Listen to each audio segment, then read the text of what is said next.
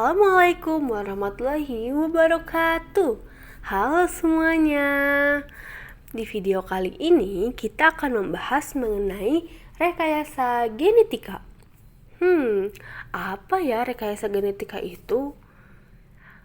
Sebelum kita masuk ke videonya, kita dari kelompok 2 ingin memperkenalkan diri terlebih dahulu nih. Anggota kelompok 2 itu ada Raditya Surya, ada Regia Manik, Septiani Dewi, dan juga Siti Rosalina. Teman-teman penasaran nggak? Apa sih rekayasa genetika itu? Yuk kita simak videonya bareng-bareng ya. Sebelum mengenal lebih lanjut mengenai rekayasa genetika, kita harus mengetahui dulu pengertian dari bioteknologi. Nah, apa sih bioteknologi itu? Bioteknologi adalah bidang penerapan biosains dan teknologi yang menyangkut penerapan praktis organisme hidup atau komponen subseluler pada industri jasa dan manufaktur serta pengelolaan lingkungan. Bioteknologi memanfaatkan bakteri, ragi, kapang, alga, sel tumbuhan, atau sel hewan yang dibiarkan sebagai konstituen berbagai proses industri. Nah, pada umumnya, bioteknologi ini dibedakan menjadi dua nih teman-teman, yaitu ada bioteknologi tradisional dan bioteknologi modern. Bioteknologi tradisional adalah bioteknologi yang memanfaatkan mikroba atau organisme untuk memodifikasi bahan dan lingkungan untuk memperoleh produk optimal. Misalnya, pada pembuatan tempe, tape, roti, dan pengomposan sampah. Sedangkan bioteknologi modern dilakukan melalui pemanfaatan keterampilan manusia dalam melakukan manipulasi makhluk hidup agar dapat digunakan untuk menghasilkan produk sesuai yang diinginkan oleh manusia, misalnya melalui teknik rekayasa genetika. Nah, berikut merupakan contoh dari bioteknologi tradisional dan bioteknologi modern. Selanjutnya ada pengertian rekayasa genetika. Rekayasa genetika adalah salah satu bentuk bioteknologi yang dilakukan dengan memodifikasi gen dari suatu makhluk hidup, terutama DNA dan transformasi gen tertentu untuk menciptakan variasi yang baru. Adanya manipulasi DNA memungkinkan untuk memasukkan sifat dari hampir semua organisme pada tanaman. Perkembangan pemanfaatan teknologi rekayasa genetika telah menghasilkan produk rekayasa genetik yang memiliki sifat-sifat baru yang diinginkan untuk mengatasi kendala yang memenuhi kebutuhan pangan yang lebih berkualitas serta bersaing.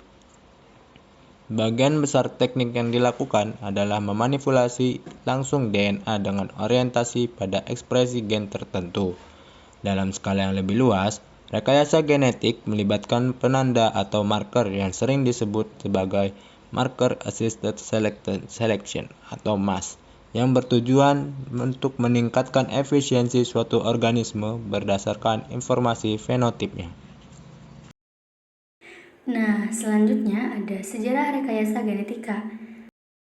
Dalam sejarah perkembangan ilmu genetika dari mulai Mendel 1865 serta Watson dan Crick 1953 sampai pada kurun waktu tahun 70-an, telah dihasilkan teknologi baru yang memungkinkan para peneliti mengisolasi dan mengidentifikasi DNA, dan juga memindahkan gen dari satu organisme ke dalam organisme yang lainnya. Nah, pada teknik ini dikenal sebagai rekayasa genetik, yang untuk pertama kalinya diaplikasikan pada penelitian di bidang kedokteran. Rekayasa genetik yang merupakan aplikasi dari bioteknologi modern didasari oleh teknik-teknik baru seperti pada teknologi DNA rekombinan, produksi antibodi monoklonal, dan kultur sel dan jaringan. Kombinasi dari ketiga hal tersebut menjadi dasar dari rekayasa genetik untuk tanaman, hewan maupun mikroba. Selanjutnya keunggulan rekayasa genetika. Nah, keunggulannya ini yaitu mampu memindahkan materi genetik dari sumber yang sangat beragam dengan ketepatan tinggi dan terkontrol dalam waktu yang lebih singkat. Melalui proses rekayasa genetika ini, telah berhasil dikembangkan oleh berbagai organisme maupun produk yang menguntungkan bagi kehidupan manusia. Nah, pada teknologi khusus yang digunakan dalam rekayasa genetika ini mampu meliputi teknologi DNA rekombinan, yaitu pembentukan kombinasi materi genetik yang baru dengan cara penyisipan molekul DNA ke dalam suatu vektor sehingga memungkinkan untuk terintegrasi dan mengalami perbanyakan di dalam suatu sel organisme lain yang berperan sebagai sel inang. Selanjutnya, dapat dimanfaatkan pada apa sajakah rekayasa genetika ini? Yang pertama, rekayasa genetika dapat dimanfaatkan oleh manusia di berbagai bidang kehidupan. Dalam dunia tumbuhan dan hewan, pemilihan bibit-bibit unggul seperti yang telah dijelaskan sebelumnya bermanfaat bagi kehidupan manusia, karena mendapatkan bibit unggul dengan mudah, murah dan telah terjamin kualitasnya, dan kesediaan pangan tetap terjaga ketersediaannya. Yang kedua, rekayasa genetika ini juga dapat dimanfaatkan untuk menghasilkan obat pemberantas hama yang aman dan mudah dijangkau oleh masyarakat luar. Yang ketiga, rekayasa genetika kedepannya diharapkan dapat mampu berkontribusi besar bagi bidang kedokteran, terkhusus dalam penanganan penyakit serius akibat kerusakan organ karena rekayasa genetika bermanfaat dalam penyembuhan dengan cangkok organ tanpa harus mencari donor organ. Selanjutnya ada pemanfaatan rekayasa genetika di bidang peternakan. Nah, kira-kira apa aja sih nih manfaatnya teman-teman? Yang pertama, meningkatkan kualitas susu, daging, dan telur. Yang kedua, melestarikan hewan langka. Contohnya pada hewan zebra yang sel telurnya sudah dibuahi lalu ditanam pada rahim kuda yang merupakan spesies lain sebagai induk. Yang ketiga, penemuan vaksin hewan, yaitu dengan cara pemotongan strike DNA inang dengan tujuan membuang bagian gen yang tidak diinginkan secara sengaja yang akan menghasilkan berbagai macam organisme yang memiliki ketahanan terhadap penyakit. Sehingga hewan ternak yang mendapatkan vaksin tersebut akan kebal terhadap virus atau penyakit. Yang keempat, dapat menghasilkan keturunan pada ternak tanpa adanya proses perkawinan karena salah satu dari hewan tidak memiliki pasangan, yaitu dengan cara sperma diambil dari sapi jantan yang unggul, kemudian akan disuntikan pada sel telur sapi betina. Sebelum disuntikan, agar sel sperma yang diambil tetap bertahan sampai pada lokasi tujuan, sel sperma akan dimodifikasi lalu akan dibekukan. Yang kelima atau yang terakhir, dapat meningkatkan sistem kekebalan tubuh pada hewan dengan menggunakan radiasi sinar dengan panjang gelombang tertentu, baik itu sinar alfa atau radiasi sinar X. Rekayasa ini akan menghasilkan varietas unggul yang kemudian akan tahan terhadap hama dan penyakit seperti padi yang tahan wereng atau jeruk unggul yang anti hama. Selanjutnya, kita akan membahas mengenai teknik pembuatan rekayasa genetika. Rekayasa genetika ini adalah penyambungan gen DNA rekombinan atau modifikasi genetik. Rekayasa genetika pada dasarnya adalah mengambil DNA dari satu organisme dan menggabungkannya dengan organisme lain dan mendapatkan DNA rekombinan dari dua sumber yang berbeda. Adapun salah satu contoh dari rekayasa genetika adalah kucing yang dapat bersinar dalam kegelapan. Nah, dalam contoh kasus ini, sebagian besar DNA itu berasal dari kucing.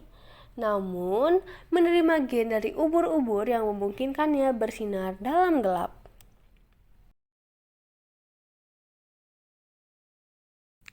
Lalu, bagaimana ya cara menggabungkan DNA dari dua organisme yang berbeda?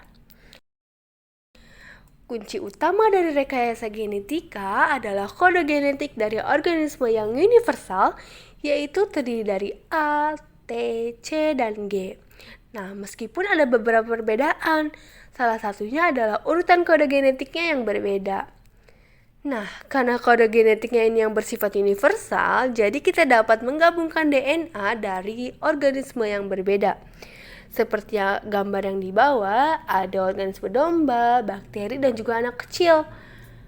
Untuk kode genetiknya itu sama loh teman-teman, ada yang A, T, C, dan G. Namun yang berbeda adalah urutan dari kode genetiknya.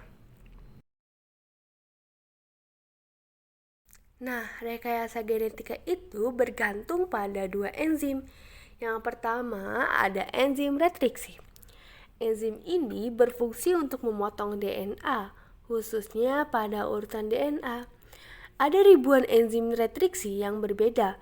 Nah, di setiap enzim ini mempunyai spesifikasi untuk urutan DNA tertentu. Banyak dari enzim retriksi memotong DNA dengan tidak merata yang dikenal sebagai situs retriksi. Yang kedua ada enzim ligase. Nah, enzim ini berfungsi untuk merekatkan kembali DNA yang telah dipotong.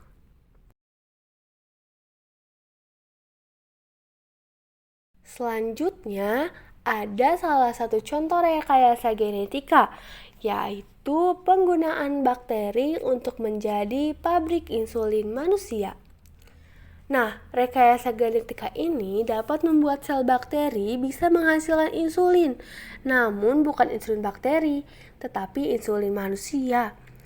Nah, kemudian hasil penggabungan rekayasa genetika ini akan dimasukkan ke dalam botol insulin dan memberikannya kepada penderita diabetes. Alasan digunakannya bakteri sebagai pabrik insulin karena berkaitan dengan struktur genetik bakteri yang memiliki kromosom sirkular yang besar. Nah, bakteri juga memiliki plasmid, yang mana plasmid ini sangat mudah untuk masuk dan keluar dari sel.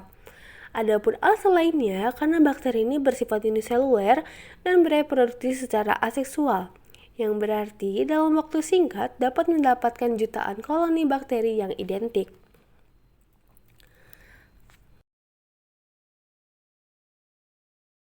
Teman-teman penasaran gak sih bagaimana ya cara membuat bakteri menjadi pabrik insulin manusia? Yuk kita simak bareng-bareng ya videonya. Yang pertama di sini ada bakteri E. coli yang mempunyai kromosom dan juga plasmid. Ada juga sel manusia yang mengandung DNA dan di dalam DNA ini mengandung gen untuk memproduksi insulin. Nah, langkah pertama yang dilakukan adalah mengeluarkan plasmid dari bakteri dan juga mengeluarkan DNA dari sel manusia. Langkah selanjutnya adalah memotong plasmid dan juga DNA manusia dengan enzim retriksi yang sama dan menghasilkan ujung lengket atau sticky end dari keduanya. Langkah selanjutnya yaitu menggabungkan potongan plasmid dan juga DNA dikarenakan keduanya pasangan basa komplementer dan karena ujung lengket secara alami akan terikat bersamaan. Langkah keempat yaitu memasukkan enzim ligase untuk membantu menyegel tulang punggung gula fosfat, sehingga akan dihasilkan DNA rekombinan plasmid yang sebagian besar plasmid adalah DNA bakteri, tetapi sekarang kita memiliki gen insulin manusia. Langkah selanjutnya yaitu menempelkan plasmid rekombinan kembali ke sel bakteri yang dikenal dengan transformasi. Nah, langkah selanjutnya dibiarkan bereproduksi sehingga dihasilkan jutaan bakteri identik yang mengandung plasmid rekombinan dan mengandung gen insulin manusia, lalu dibiarkan untuk mereproduksi insulin manusia. Nah, langkah selanjutnya, insulin dikeluarkan dari bakteri dengan cara mengisolasi protein, sehingga kita memiliki insulin manusia dan dapat menyimpannya dalam botol dan dapat digunakan untuk mengobati penderita diabetes yang membutuhkan dosis insulin. Nah, mungkin cukup sekian ya video mengenai rekayasa genetika dari kelompok kami. Semoga video yang kami tayangkan dapat bermanfaat untuk kita semua. Sampai jumpa di video selanjutnya. Terima kasih. Wassalamualaikum warahmatullahi wabarakatuh. Dadah.